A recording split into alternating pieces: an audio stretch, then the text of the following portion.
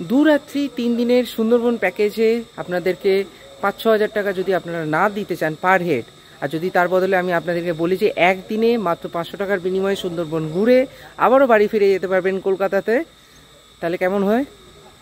হ্যাঁ অবশ্যই বন্ধুরা, আজকে আমি সেই ভিডিও নিয়ে এসেছি আপনাদের জন্য, যে আমি এই পুরো ভিডিওতে আপনাদেরকে দেখাবো যে মাত্র একদিনে সকালে বেরিয়ে রাত্রিতে আমি আমার বাড়ি ফিরে যাব এবং মাত্র 500 টাকার মধ্যে সুন্দরবন ঘুরে আমি বাড়ি ফিরবো। আমি এখন দাঁড়িয়ে আছি এই মুহূর্তে সুন্দরবনে, দেখতেই পাচ্ছেন পেছনে ম্যানগ্রোভ অরণ্যে ঢাকা রয়েছে। আমি এখন জেলখানার মধ্যে, অর্থাৎ আমি এখন বাঘের লোকালিটিতে রয়েছি, সেই জন্যই এখানে এত বড় বড় ফেন্সিং করা, যাতে বাঘ আমাদের এই রাস্তার মধ্যে ঢুকতে না পারে। এই ওয়াচ টাওয়ার আমার পেছনে রয়েছে। শুরু থেকে শুরু করব, চলুন বেশি কথা না বলে ভিডিওটা এখান থেকে আমি শুরু করছি। পুরো ভিডিওটা দেখবেন যে কিভাবে আপনি একদিনে সুন্দরবন ভালো ভালো জায়গায় ঘুরে দেখতে পারেন। চলুন ভিডিওটা আমি এখান থেকে শুরু করি।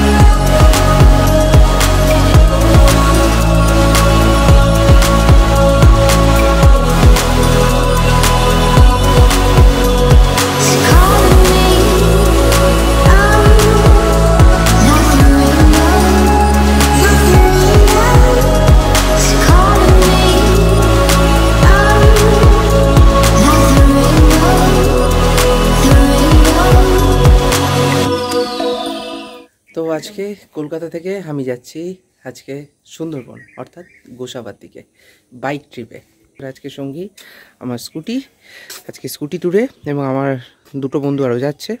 দেখাতে চলেছি এবং রোড ট্রিপে আপনাদেরকে স্বাগত জানাই আমার এই চ্যানেলে।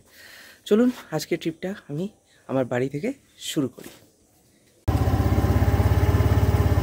চলুন যাওয়া যাক। যারা জানেন না তাদেরকে আমি বলে রাখি, আমার বাড়ি বারুইপুরে, আর এই হচ্ছে ক্যানিং সোজা রাস্তা। আমি এখন দাঁড়িয়ে আছি ফুলতলাতে। ক্যানিং এখান থেকে 23 কিলোমিটার মতো, এখানে লেখা নেই। আর আমার বন্ধুর জন্য আমি দাঁড়িয়ে আছি, দুই বন্ধু আসবে। আগে মেরা দোস্ত ইয়া ব্রো, আমরা তিনজনে জার্নি এখান থেকে স্টার্ট হচ্ছে।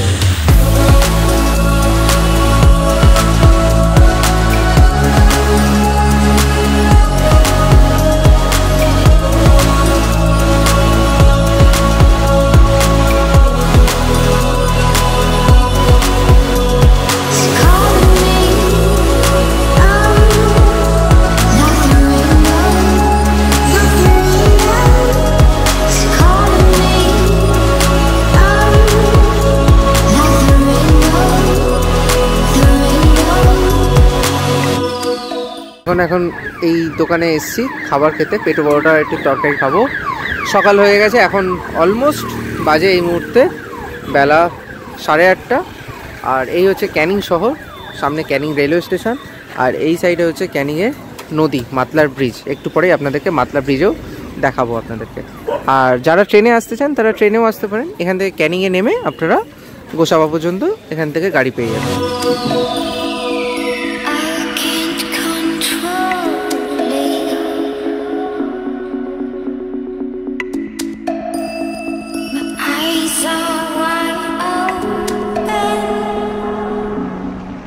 এবার আমরা মাতলা ব্রিজে উঠলাম, যেটি 2011 সালের জানুয়ারি মাসে তৈরি হয়েছিল। এই মাতলা ব্রিজের জন্যই আজকে আমরা এই এত চওড়া নদী, প্রায় 650 মিটারের বড় লম্বা ব্রিজ আমরা পার করতে পারছি বাইকে করে।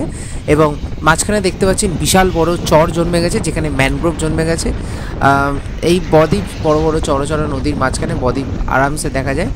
আর আমরা পার করছি এখন মাতলা ব্রিজ। এই ব্রিজের দৌলতেই আজকে আমরা সোজা পৌঁছতে পারবো গদখালি পর্যন্ত। 2011 আগে পর্যন্ত তাহলে ভাবুন যে কী অবস্থা হতো। এই এখন আমরা চলে এসেছি বাসন্তী হাইওয়েতে। বাসন্তী এখান থেকে 14 কিমি আর গদখালি 24 কিলোমিটার। তো গদখালি পেরিয়ে আমরা যাব গোসাবাতে। চলুন সফর এনজয় করুন।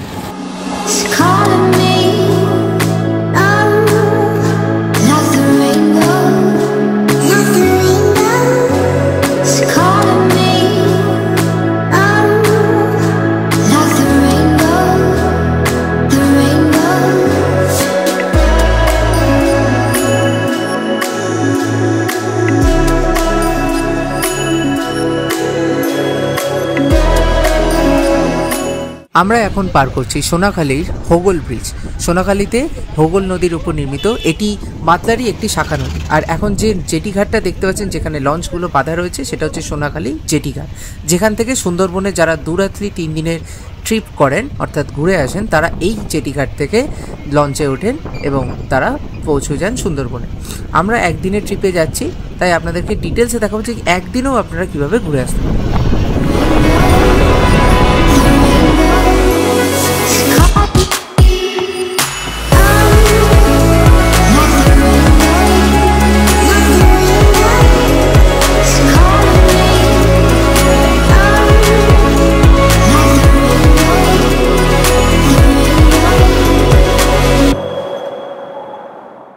সামনে বোট দেখতেই পাচ্ছেন। অবশেষে আমরা পৌঁছে গেলাম গদখালিতে। আমার বাড়ি থেকে অর্থাৎ বারুইপুর থেকে 58 কিলোমিটারের জার্নি, এখানে বাইক জার্নি খতম হলো। এরপরে আমরা নৌকা ধরতে যাব, দেখতে থাকুন।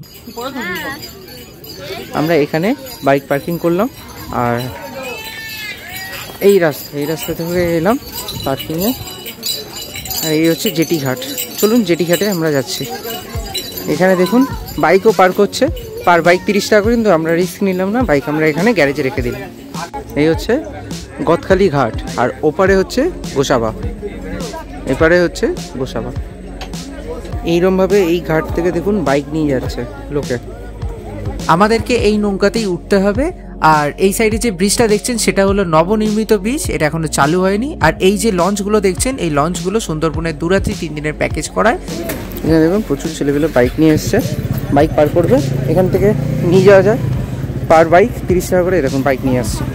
আপনাদেরকে একবার দেখাই যে এরা কত সুন্দরভাবে, কি সুন্দর স্কিলের মাধ্যমে এরা নৌকা থেকে বাইক ওঠানো এবং নামানো করে।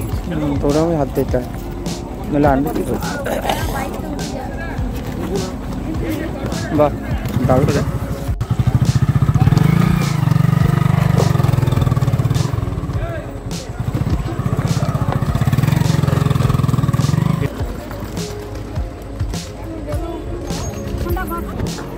তো এইভাবে আমরা এখন বোটে উঠছি। দেখুন বাইক নিয়ে আসছে, আমরা এখান থেকে যাচ্ছি। দেখুন বাইক কিভাবে এখানে বোটে তোলা হচ্ছে সেটা দেখাই আপনাদেরকে।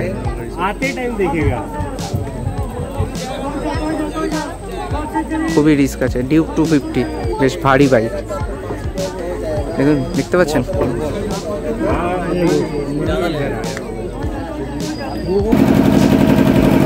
ফাইনালি আমাদের বোট ছেড়ে দিল, আর মাত্র 5 টাকা ভাড়ার বিনিময়ে আমরা পৌঁছে যাবো গোসাবা। কিন্তু মাঝখানে চণ্ডীপুরে আরেক জায়গায় থাকবে। চণ্ডীপুর হলো আরেকটি বদ্বীপ, যেখানে বোটটি একবার থামবে, দেন আমাদের বোট যাবে গোসাবায়।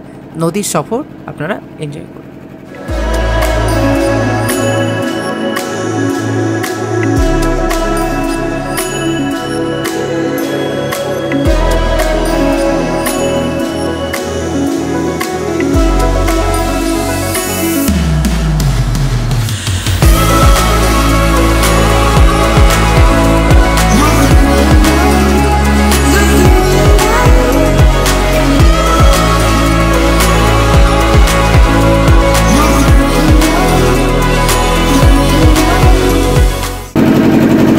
এখন যাচ্ছে এটা চণ্ডীপুরের দিকে, আর গোসাবা হচ্ছে এই সাইডে। আগে আমাদের লঞ্চ এই চণ্ডীপুরের ঘাটে দাঁড়াবে, দেন গোসাবায় যাবে। আর এই হচ্ছে পিওর ম্যানগ্রোভ। গোসাবার ফেরিঘাটে আমরা চলে এলাম। এই হচ্ছে গোসাবার ফেরিঘাট। এখান থেকে লঞ্চ ছাড়া হয় সুন্দরবনের। আপনারা যদি ট্যুর করতে চান এখান থেকে ছাড়বে, আর নর্মাল পাবলিক ট্রান্সপোর্টে এই ছোটো ফেরিঘাট, এখান থেকে আমরা উঠবো এবার। নদীটা কিন্তু বেশ চওড়া, আর নদীর রং দেখতে পাচ্ছেন, সাদা কালো সাদা কালো। এটা সাইন্টিফিক কারণ আছে, কারণ এটা সমুদ্রের জল আর নদীর জল স্যালিনিটি অর্থাৎ লবণাক্তের উপর ডিপেন্ড করে। লবণাক্ত জলের কালার একরকম হয়, আর মিষ্টি জলের কালার একরকম হয়, সেই জন্য জলের কালারও দুরকম। চলুন, আমরা পৌঁছে গেছি গোসাবার জেটিঘাট। ম্যানগ্রোভ দেখেছেন, এই দেখুন পিওর ম্যানগ্রোভ, শ্বাসমূল ভর্তি পিওর ম্যানগ্রোভ। হচ্ছে গোসাবা থানা। আন্ডার বারুইপুর পুলিশ ডিস্ট্রিক্ট, অর্থাৎ বারুইপুর এসপির আন্ডারে পড়ে। আমরা এখন পৌঁছে গেছি বেকন বাংলো গোসাবা। এখানে টিকিট ফি হচ্ছে 10 টাকা করে। এখান থেকে আপনারা টিকিট পেয়ে যাবেন। আমার বন্ধুরা টিকিট নিচ্ছে, প্রবেশ মূল্য 10 টাকা, 5 বছরের উপরে টিকিট অবশ্যই লাগবে। চলুন ভেতরে যাওয়া যাক। গোসাবার বেকন বাংলো হলো পশ্চিমবঙ্গের গোসাবায় অবস্থিত এমন একটি ভবন যা 1903 সালে স্যার ড্যানিয়েল হ্যামিল্টন, একজন স্কটিশ ব্যবসায়ী এবং সমাজকর্মী যিনি সুন্দরবন অঞ্চলের উন্নয়নে জড়িত ছিলেন, তার নামকরণে করা হয়েছিল। এই বেকন নামটি করা হয়েছিল কাছাকাছি একটি লাইট হাউসের নামের সাথে তাল মিলিয়ে, এবং রবীন্দ্রনাথ ঠাকুরকে 1932 সালে আমন্ত্রণ জানানো হয় এই বাংলোয় আসার জন্য, এবং তিনি এখানে এসে শোভা বাড়িয়েছিলেন। এখানে একটা পার্ক আছে, আপনারা এই পার্কে ঘুরতে পারেন, এবং যখন যদি আপনারা সুন্দরবন প্যাকেজ নেন সেই প্যাকেজের মধ্যেও আপনাদের বেকন বাংলো কিন্তু পড়ে। এখানে রবীন্দ্রনাথের মূর্তি সামনে দেখতে পাচ্ছেন, বিশাল বড় আকারে রবীন্দ্রনাথের সুন্দর মূর্তি এখানে সাজানো রয়েছে, এবং খুব সুন্দর পার্ক করা। বাচ্চাদের নিয়ে আসলে মন খুব সুন্দর লাগবে, এবং প্রকৃতিপ্রেমীরাও আসতে পারবেন, এবং যে কোনো লোকেই আপনারা আসতে পারেন। আর এই সাইডে রয়েছে গৌতম বুদ্ধর মূর্তি, খুবই সুন্দর লাগছে। এই বাংলোর চারপাশে বিশাল সবুজ উদ্যান দেখতেই পাচ্ছেন আপনারা, এবং প্রচুর আসবাবপত্র এবং চিত্রকর্ম দিয়ে সুসজ্জিত করা হয়েছিল এই বাংলোটিতে। বর্তমানে যে বাংলোটি দেখতে পাচ্ছেন এটির ভেতরে তখন 4টি ড্রয়িং রুম ছিল, একটি লিভিং রুম ছিল, এবং একটি লাইব্রেরিও তখন ছিল। চলুন আপনাদেরকে ভেতরে নিয়ে যাই এবং যতটা দেখানো যায় আপনাদেরকে দেখিয়ে আনি। এই বাংলোটা পুরোটাই কিন্তু কাঠে নির্মিত। এই যে দরজা দেখতে পাচ্ছেন এখন তালাবন্ধ, আর এটি এখন প্রেমের ক্ষেত্রে পরিণত হয়েছে। ছেলেমেয়েরা আসে এখানে প্রেম করতে নির্জন জায়গাতে, আর আমার বন্ধু এখানে ভালোই পোজ দিচ্ছিল। ভালো পোজ হচ্ছে ব্রো, দারুণ। জানলাগুলো দেখায় রাখবে, সিস্টেমটা বন্ধ কর। ওয়াও, রবীন্দ্রনাথ যখন আসতেন তখন এরকম জানলা পেতেন। মানে ভেতরের পরিস্থিতি অসাধারণ, ভেতরের পরিস্থিতি। বেকন বাংলোর গেট, বেকন বাংলোর গেটের ঠিক উল্টো দিকে এই গোসাবা ব্লক দেখতে পাচ্ছেন। এই পর্যন্ত শ্যাওলা, এই পর্যন্ত কিন্তু জল চলে আসে। এই যে নৌকা বাঁধা, আর ম্যানগ্রোভে দেখুন শ্বাসমূলগুলো কিন্তু উঠে উঠে আছে, দেখতে পাচ্ছেন পুরো শ্বাসমূলগুলো কি সুন্দর উঠে উঠে আছে। এই হচ্ছে ম্যানগ্রোভ গাছ, আই থিঙ্ক এটা গোলপাতা বা হেতাল গাছ হবে। ওই সাইডে মেনল্যান্ড, আর এই সাইডে গোসাবা আইল্যান্ড। এই সাইডে দারুণ লাগছে। আর তার মধ্যে এই লঞ্চের আমাদের জাতীয় পতাকা উঠছে নদীর ধারে, খুব ঠান্ডা হাওয়া, খুব সুন্দর ওয়েদার। এরপর আমাদের নেক্সট গন্তব্য হ্যামিল্টন বাংলো, যেটিও আপনারা যদি 2 রাত্রি 3 দিনের সুন্দরবন প্যাকেজ নেন তার মধ্যেই আপনাদেরকে দেখানো হয়ে থাকে। তো আমরাও আজকে সেটা দেখতে যাচ্ছি। এবার আমরা প্রবেশ করছি হ্যামিল্টন বাংলোয়। এই দূরে হচ্ছে আমাদের হ্যামিল্টন বাংলো, সামনে বিশাল বড় দিঘি। ড্যানিয়েল ম্যাকিনন তিনি ম্যাকেঞ্জির প্রধান হন বিংশ শতাব্দীর প্রথম দিকে কলকাতাতে। তিনি 1903 সালে গোসাবাতে 9000 একর জমি কিনেছিলেন এবং বন কেটে নদীর তীরে বাঁধ নির্মাণের মাধ্যমে তা পুনরুদ্ধার করেছিলেন, এবং গোসাবাতে তিনি একটি সমবায় ব্যাংকও চালু করেন। তার এই স্মৃতি হিসেবে এই বাংলোটি এখনও ইতিহাসের সাক্ষী রূপে এখনও দাঁড়িয়ে রয়েছে। হ্যামিল্টন বাংলো ঘুরে আমরা টোটো ধরলাম, পাশেই টোটো স্ট্যান্ড ছিল, এবং আমরা যাচ্ছি টাইগার মোড় জেটি ঘাটে টাইগার দেখার জন্য, অর্থাৎ সজনেখালি যাব, তাই জন্য আমরা যাচ্ছি টাইগার মোড় জেটি ঘাটে। এখানে কি আপনাদেরকে বলে রাখি, এখানে 2টি ফেরিঘাট রয়েছে, একটা হলো পাখিরালয় ফেরিঘাট এবং আরেকটি হলো টাইগার মোড় জেটি ঘাট।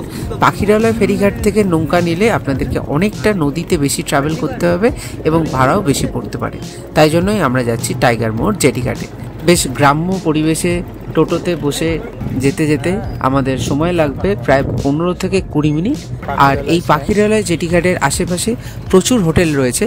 যারা সুন্দরবনের 2 রাত্রি 3 দিনের প্যাকেজ করে তারা এই সজনেখালি যে পয়েন্টে আমরা যাব সেই পয়েন্টটাও তাদের সেই প্যাকেজের মধ্যেই অন্তর্গত থাকে, এবং এই সমস্ত পয়েন্টগুলো দেখিয়ে লঞ্চ থেকে তাদেরকে এই আশেপাশে যত হোটেল আপনাদেরকে এখন দেখাচ্ছি সেই হোটেলেই তাদেরকে নাইট স্টে করানো হয়।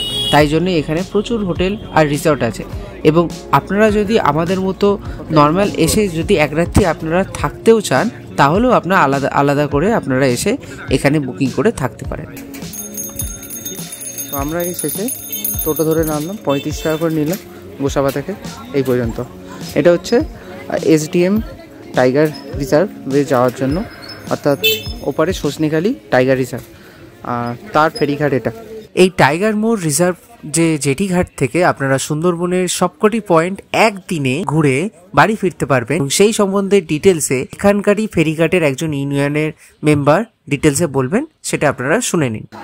আচ্ছা, আমরা এসেছি এখন এই পাখিরালয় যাওয়ার জন্য সজনেখালিতে। আপনি ইউনিয়নের মেম্বার? আচ্ছা, এখান থেকে কত করে নৌকা পড়ে? এখানে আমরা একটা নৌকায় 6 থেকে 7 জন নিয়ে সাইড সিনে ঘুরাই। আচ্ছা, মাথা পিছু 100 টাকা করে। আচ্ছা, ঘন্টায় 700 টাকা, 2 ঘন্টা ঘুরলে 1200 টাকা। আচ্ছা। আর এই পুরো দূরে যে আইল্যান্ডটা, মানে দূরে যেটা দেখা যাচ্ছে, এটা শুধুমাত্র বাঘের জন্য, তাই তো? পুরো বাঘের জঙ্গল এই দূরের সাইডটা, জনবসতি এটাই লাস্ট। আর এই সামনেই ঘাট। আচ্ছা, আচ্ছা। আর যেটা ক্যানিং থেকে যারা ধরুন দুরাতি 3 দিনে আসে, 3 দিনের জন্য আসে, তারা ক্যানিং থেকে ক্যানিং ট্রাভেলসের সঙ্গে আসে। আচ্ছা, কেউ সোনাখালী থেকে পিক আপ করে, কেউ গদখালি থেকে। ওটা একদিন প্রথম দিন ওরা ওখান থেকে লঞ্চে বা বোটে উঠে হ্যাঁ, সাইড সিন ঘুরতে ঘুরতে পাখিরালয় চলে আসে। পাখিরালয় এসে নাইট স্টে এখানে হয়। আচ্ছা, এখানেই করে নাইট স্টে? এই যে যত রিসর্ট গুলো দেখছিলাম, এখানেই রিসর্টে নাইট স্টে হয়? আছে, এই রিসর্টে ওরা নাইট স্টে করে। আচ্ছা। আর লঞ্চ গুলো নদীতে থাকে। আচ্ছা। রান্না বান্না গুলো লঞ্চের মধ্যে হয়। আচ্ছা। ওখান থেকে খাওয়া দাওয়াটা হয়ে গেলে হ্যাঁ, হোটেলে গিয়ে খাওয়া দাওয়াটা করিয়ে দেয়। দেওয়ার পরে ওরা লঞ্চটা নিয়ে নদীর মাঝখানে থাকে। তারপরের দিন, মানে দ্বিতীয় দিন, হ্যাঁ, সকালে ওদেরকে 8টা সাড়ে 8টার সময় এখান থেকে উঠিয়ে নেয় ঘাট থেকে। হ্যাঁ, উঠিয়ে নিয়ে জঙ্গলটা ঘোরায়। আচ্ছা, সজনেখালি দো পাখি। মানে এই যে দূরে যে আমরা আইল্যান্ডটা দেখতে পাচ্ছি, এই দূরে আইল্যান্ডটাই শুধুমাত্র ঘোরাতে নিয়ে যায়, এই গভীর জঙ্গলটা ঘোরায়। আচ্ছা, ঘুরিয়ে আবার 4টা সাড়ে 4টার সময় আবার এখানে এনে সবাইকে নামিয়ে দেয়। হ্যাঁ, রাত্রে সব হোটেলে চলে যায়। হোটেল আবার এই রিসর্টে এসে থেকে যায়। তৃতীয় দিন, প্রথম দিন যেভাবে আসে, তৃতীয় দিন ঠিক তেমনি ভাবে চলে যেতে। এই হচ্ছে ব্যাপার। আর যদি কেউ ক্যানিং থেকে এই দুরাতি 3 দিন না করে ডাইরেক্ট যদি এই না আসে, গোসাবাদ থেকে নদী পার করে আমরা এখানে আসলাম, এসে এখানে অ্যারেঞ্জ করলে আমরা বোট অ্যারেঞ্জ করে দিই। বোট অ্যারেঞ্জ করে এখান থেকে আপনি একদিন জঙ্গল ঘুরে আবার এখানে আপনি একদিনে চলে যেতে পারবেন। আচ্ছা, তো একদিনের ভাড়াটা আরেকবার বলে দিন। একদিনের ভাড়াটা 7,000 টাকা পড়বে। আচ্ছা, কি বড় লঞ্চ? বড় লঞ্চ। কতজন থাকবে? আপনি 20 জন হতে পারেন, 25 জন হতে পারে। আচ্ছা, ম্যাক্সিমাম 10 জনও যেতে পারে। আচ্ছা, রান্না বান্নার খাওয়া দাওয়াটা আলাদা? খাওয়া দাওয়াটা আলাদা। কতক্ষণ ঘোরাবেন? ওই তো সকাল 7টা সাড়ে 7টা 8টা থেকে শুরু হবে, একদম 4টে সাড়ে 4টে পর্যন্ত। এখানে সজনেখালি দো পাখি, পঞ্চমুখী মোহনা এগুলো দেখিয়ে এনে আবার এখানে ছেড়ে দেওয়া। সারা দিনটা কভার হয়ে। ওকে। আর যদি আমাদের মতো, আমরা যেমন আজকে যেমন সজনেখালি শুধু ওয়াচ টাওয়ারটা দেখতে যাচ্ছি, তো আমাদের কত পড়ছে ভাড়া? আপনাদের ওয়াচ টাওয়ার যেতে গেলে এখান থেকে পার হেড, মানে ফেরি বোটে পার হওয়ার জন্য এক একজনের মাথা পিছু 40 টাকা করে। আপ ডাউন 40 টাকা। 7-8 জন লোক হলে আমরা একটা বোট ছেড়ে দিই, ওখানে গিয়ে ঘাটে নামিয়ে দিই। ওকে। দিয়ে ঘাটে আমরা বোটটাকে বসিয়ে রেখে দিই। হ্যাঁ, আধা ঘন্টা 40 মিনিট সময় দিয়ে তাদেরকে ঘোরার জন্য। আচ্ছা, ঘুরিয়ে দেখে আবার ওই বোটে করে এনে আবার জায়গায় ছেড়ে দিই, আবার এখানে আমরা চলে আসবো। আচ্ছা, তার মানে যারা ক্যানিং থেকে ওই 2 রাত্রি 3 দিন যারা বেশি টাকা দিয়ে না করতে চায়, তারা ডাইরেক্ট এই গোসাবাতে এসে আপনাদের এখান থেকে ডাইরেক্ট বোট নিয়ে কম পয়সা এরকমভাবে একদিনেই ঘুরে বাড়ি ফিরে যেতে পারে রাত্রির মধ্যে।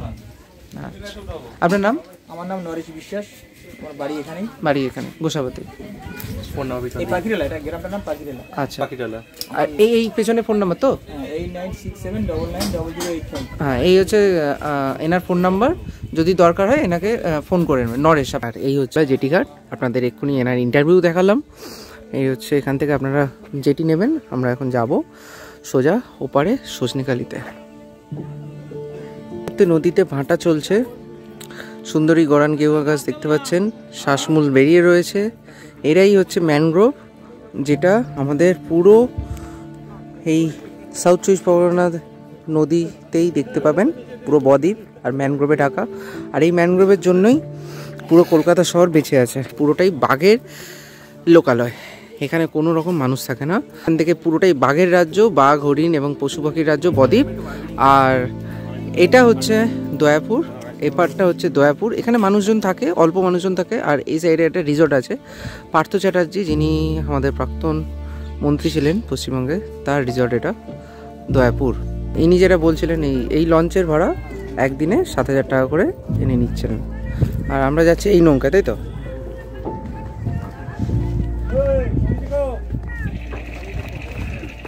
প্লাস্টিক বোতল বোটে রেখে যাবেন, বোটে তুলবেন না। জয় মা। এবার আপনাদেরকে পুরো ভিউটা দেখাচ্ছি। দেখুন, সামনে চলে এসেছি আমি একদম, যেখানে বাঘের রাজ্য। দেখতে থাকুন।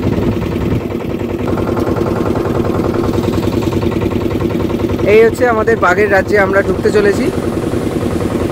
সামনে বিশাল এরিয়া, পুরোটাই সুন্দরবন, যাকে সুন্দরবন বলে আমরা জানি সেটাই আমরা যাচ্ছি এবার।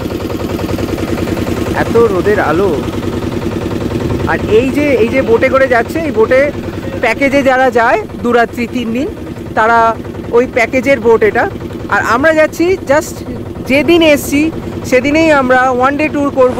অ্যান্ড আমরা সেম লোকেশনে কম পয়সায় আপনাদেরকে পুরো সুন্দরবনটা ঘোরানোর চেষ্টা করছি। আমরা ওখান থেকে আমরা ওই যে লঞ্চটা বাঁধা রয়েছে ওখান থেকে আমরা নৌকা ধরলাম, এই যে জুম করে দেখাচ্ছি। আর যাচ্ছি আমরা ওই দূরের সামনে জেটি ঘাটে, এই যে সামনে জেটি ঘাট, এইখানে আমরা যাচ্ছি। এটা হচ্ছে দয়াপুরে আইল্যান্ড। এখানেই পার্থ চট্টোপাধ্যায় এখানে রিসর্ট রয়েছে। যে রিসর্টটা দেখতে পাচ্ছেন এটা হচ্ছে পার্থ চট্টোপাধ্যায় রিসর্ট। এখানে মোটামুটি 150 থেকে 200 জন এখানে স্টে করতে পারে এই রিসর্টে। চলুন, আমরা অলমোস্ট পৌঁছে গেছি ওই পারে। সাথে আমার বন্ধু রয়েছে, অরিত্র হাই বলে দে। আর আমার আরেক বন্ধু রৌনক। রৌনক হাই বল।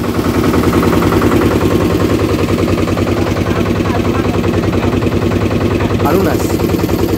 আমি এখন চলে এসেছি সজনেখালিতে, এবং সজনেখালিতে ওয়াচ টাওয়ারের এই যে জেটি ঘাট, সেই জেটি ঘাটে এখন দাঁড়িয়ে আছি এবং যাব ওয়াচ টাওয়ারে। চলুন আপনাদের সবাইকে দেখিয়ে নিয়ে আসি সজনেখালি ওয়াচ টাওয়ার থেকে। যদি বাঘ দেখা যায়, লাকি হতে পারি যদি দেখা যায়। Welcome to Sajnekhali wild life sanctuary, safe Sundarban. এদিকেও একটা জেটি ঘাট রয়েছে। আর এইখান থেকে আমরা এবার যাচ্ছি। আমরা এসছি কিন্তু ওইখান থেকে আমরা এলাম এই জেটি ঘাটে। চলুন যাওয়া যাক। দেখুন কি কি প্রহিবিটেড, এগুলো কিন্তু আপনারা নিয়ে ঢুকতে পারবেন না। No smoking zone. এবং আমরা কাছে ঢুকবো, আর বাঘ এখানে নর্মাল অবস্থায় থাকবে। অর্থাৎ আমরা ঢুকছি বাঘের সীমানার ভেতরে।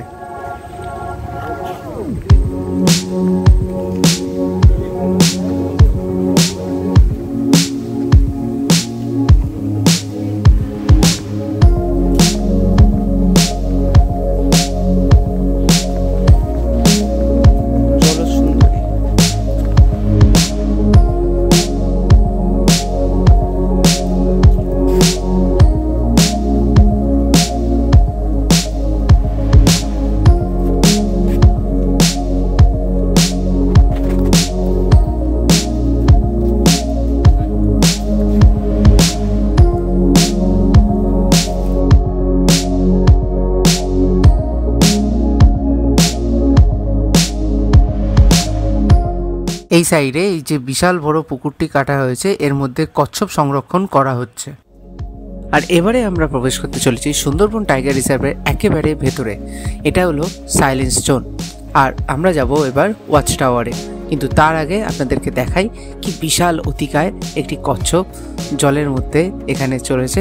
অ্যাকোয়ারিয়ামের মধ্যে এটিকে রাখা হয়েছে আমাদেরকে, অর্থাৎ দর্শকদের দেখানোর জন্য। দেখতেই পাচ্ছেন কি বিশাল বড়।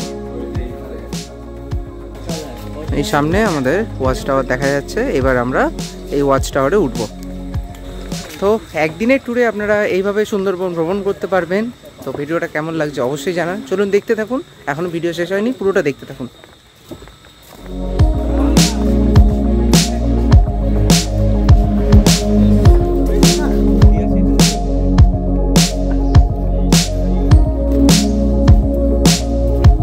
কাঁকড়া, এই তো লাল কাঁকড়া।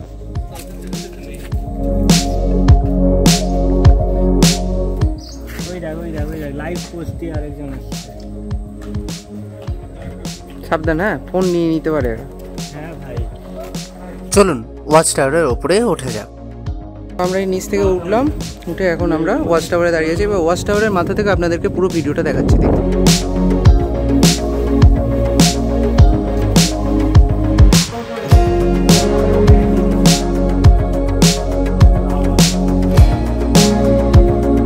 এই নদী থেকে এলাম, এই নদী থেকে আমরা নৌকায় করে এলাম, এখান থেকে আমরা প্রবেশ করলাম এইখান থেকে ওয়াচ টাওয়ারে। আর ওয়াচ টাওয়ারের মাথা থেকে দেখুন পিওর সুন্দরবন। আমরা একদিনের ট্যুরে পুরো ভিডিওতে আপনাদেরকে তুলে ধরছি। দেখুন এই সাইডে পিওরলি হচ্ছে বাঘের জন্য এই পিওর সুন্দরবন, এত বড় এরিয়া।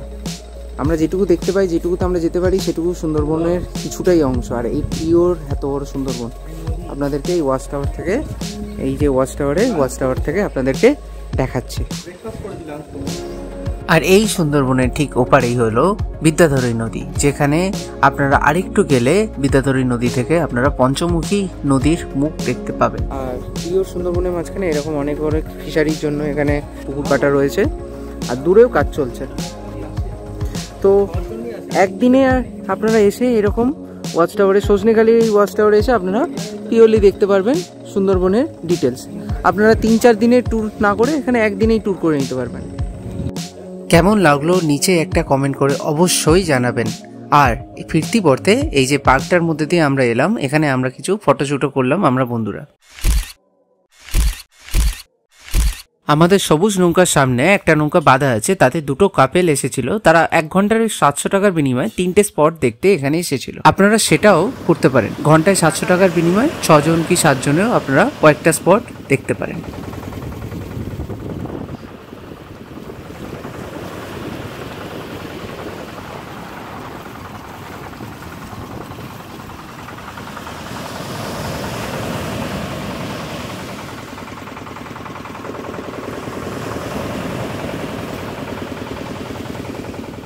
এখান থেকে টোটো ধরবো আর যাচ্ছি আমরা এখন গোসাবাতে গিয়ে লাঞ্চ করব। এখানে প্রচুর সামগ্রী আছে। আমরা এখান থেকে এই চাবির রিং সমস্ত কিছু কিনলাম। এখানে নৌকার সামগ্রী পাবেন, হরিণের সামগ্রী, কাঠের দুল, আর আই লাভ সুন্দরবন, অনেক কিছু এখানে পাবেন যেগুলো কলকাতায় পাবেন না। আর সামনে এই যে টোটো দাঁড়িয়ে আছে, এখান থেকে টোটো ধরে আমরা এখন যাব গোসাবাতে লাঞ্চ করে নদী পার হয়ে আবার গদখালি, দেন বাইক নিয়ে বাড়ি। এখানে প্রচুর রিসর্ট আছে যেগুলো আপনাদেরকে দেখালাম। যারা সুন্দরবন ট্যুর করে তারা ওই ঘাটে তাদের নৌকা নোঙর করে এখানে এইসব রিসর্টের সাথে তাদের কন্ট্যাক্ট থাকে এবং তাদেরকে এখানে শিফট করা হয়, রাত্রিবাস করানো হয়, আবার তাদেরকে সুন্দরবনে ঘুরতে নিয়ে যাওয়া হয়। এরমভাবেই এদের প্যাকেজ করা থাকে 2 রাত্রি 3 দিনের, বা 3 রাত্রি 4 দিন, যে যেরকম নেয়। টোটো থেকে নামলাম এবং 35 টাকা করে আবারও ভাড়া নিল। টোটো স্ট্যান্ড থেকে হেঁটে এই ঘাট পর্যন্ত যেতে আমাদের 5 মিনিট লাগবে। আর এখানে কিন্তু এমন নয় যে এখানে এটা আইল্যান্ড বলে এখানে কোনো দোকানপাট পাবেন না। এখানে কিন্তু সমস্ত মানুষ থাকার জন্য যত দোকানপাট হয় নিত্য প্রয়োজনীয় সব দোকান এখানে অ্যাভেলেবেল। হয়তো একটু দাম বেশি কম হতে পারে, কিন্তু সমস্ত কিছু অ্যাভেলেবেল গোসাবাতে। আর এই পাড়ের এখানে প্রচুর খাবার দোকান অ্যাভেলেবেল। আমরা এখন কোনো একটা ভালো হোটেল দেখব, সেখানে আমরা এখন লাঞ্চ করতে যাচ্ছি। এটা বাজারের রাস্তা, আর এই রাস্তাটাই যাচ্ছে এখন ঘাটে। আর নদীর সাথে এই যে লিঙ্ক দেখতেই পাচ্ছেন, এই সাইডে খাবার দোকান আছে, এই সাইডেও আপনারা খাবার হোটেল পেয়ে যাবেন। তো এখানে খাবার হোটেলে কোনো রকম আপনাদের অসুবিধা হবে না, আর অ্যাফোর্ডেবল প্রাইসে। তো গোসাবাতে আসলে আপনাদের খাবার হোটেল নিয়ে কোনো রকম সমস্যায় আপনাদেরকে পড়তে হচ্ছে না। গোসাবা থেকে আমরা এই ফিরছি, এই গোসাবার হচ্ছে ঘাট। আর এখন দেখুন পাড় থেকে কতটা জল চলেছে। আমরা যখন এসছিলাম তখন এই পর্যন্ত জল ছিল, এতটা জল চলে গেছে। নৌকা দাঁড়িয়ে আছে, আমাদের অপেক্ষা করছে। আর এইদিকে যে ব্রিজটা দেখালাম, এই ব্রিজ থেকে বড় বড় যারা ট্যুর প্যাকেজ করে 2 রাত্রি নিন, তাদের নৌকা এখানে এসে দাঁড় করানো হয় গোসাবার ঘাটে। আকাশ মেঘলা হয়ে এসছে, হয়তো বৃষ্টি আসতেও পারে। এটা আগে জেটি ঘাট, এটা অ্যাবান্ডন্ড হয়ে গেছে। আর এখান থেকে বাইক তোলা নামানো হয়। আর এই ঘাটেও দেখতে পাচ্ছেন এই নদীতে করেই লোকেরা বাইক নিয়ে যাতায়াত করে। গোসাবা দ্বীপ, এই গোসাবা দ্বীপেও কিন্তু যারা বাইক নিয়ে যাতায়াত করেন, বাইক নিয়ে আসেন, সবারই কিন্তু এই নৌকায় করেই বাইক মেনল্যান্ড থেকে গোসাবা আইল্যান্ডে বাইক নিয়ে আসতে হয়। চলুন নৌকায় আমি উঠে পড়ি। ইঞ্জিন স্টার্ট হয়ে গেছে, কালো গল গল করে ধোঁয়া ওইদিকে বেরোচ্ছে। তাও ভাগ্য ভালো পাইপ ওইদিকে দিয়েছে। ওরে বাবা,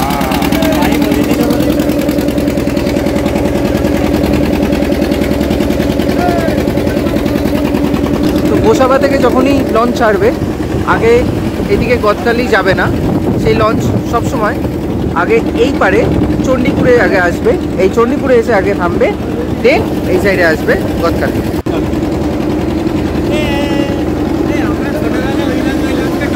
হ্যাঁ, কাটা। বাহ, আকাশটা অসাধারণ।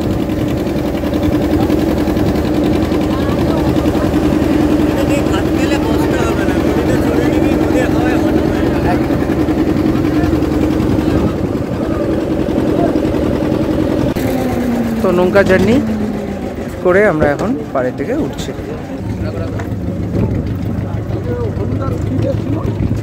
অবশেষে এসে পৌঁছলাম গদখালিতে, গদখালির পাড়ে। বিকেলে মেঘ করে এসছে আর আমরা পৌঁছে গেলাম গদখালি ঘাটে। আচ্ছা, গদখালি ঘাটে আপনারা বাইক পার্কিং করার জায়গা পেয়ে যাবেন। এই হচ্ছে গদখালি ঘাট থেকে বেরোচ্ছে, আর বেরিয়েই ডান দিকে বাইক পার্কিং। এই ঘাট থেকে বেরিয়ে এখানে দেখুন বাইক পার্কিং করছে, আমরা এখানে পার্কিং করে দিয়েছি। আর ঘাটটা দেখালাম, তো এখানে আপনারা সেফলি বাইক পার্কিং করতে পারেন। বিকালের পড়ন্ত রোদে নৌকাগুলি ঘাটে বাঁধা রয়েছে আর সামনে নদীতে আস্তে আস্তে জোয়ার আসছে। এক অপরূপ মন মুগ্ধ করা সৌন্দর্য, যেখানে একটু সময় কাটালে অসাধারণ লাগে। চাঁদও উঠে গেছে এর মধ্যে। বিকালের পড়ন্ত রোদ, বাজে এখন 4:45। আর আমরা এবার বাড়ি ফেরত যাচ্ছি। এখানে এই নতুন ব্রিজটাও এখনও উদ্বোধন হয়নি, কাজ চলছে। আমরা এসেছিলাম এখানে একটু বসতে, এই জেটিতে নৌকা প্রচুর আছে, কিন্তু এই জেটিটা এখনও চালু হয়নি। আর আমরা এসেছিলাম ওই জেটি থেকে, গোসাবা থেকে। এই জেটিতে করে আমরা এখানে এসে নামলাম, তারপর এখান থেকে এসে আবার এই নতুন ব্রিজটাতে একটু এক্সপ্লোর করতে এসেছিলাম আমরা। দারুণ বানাচ্ছে এই নতুন জেটিটা, চালু হবে খুব শিগগিরই, কাজ চলছে। আর এখান থেকে বিকালের পড়ন্ত রোদে খুব সুন্দর লাগছে। আমাদের মাথাপিছু এই একদিনের সুন্দরবন ভ্রমণ করতে কত খরচা হয়েছে তার সম্পূর্ণ ডিটেলসে আমি দিয়ে দিলাম, আপনারা দেখেন। তো আজকের এই ভিডিওটা আমার এই পর্যন্তই রইল। কেমন লাগলো একদিনের ট্যুরে 500 টাকায় সুন্দরবন ভ্রমণ অবশ্যই নিচে জানাবেন। আর ভালো লাগলে প্লিজ লাইক করে দেবেন এবং চ্যানেলটাকে সাবস্ক্রাইব করে বেল আইকনটা প্রেস করে দেবেন। ধন্যবাদ, আবারও দেখা হবে এরকম নতুন নতুন ভালো ভালো ভিডিওতে। চ্যানেলটাকে সাবস্ক্রাইব করে দেবেন। টাটা, বাই বাই, আবারও নতুন কোনো জার্নিতে দেখা হচ্ছে। বাই।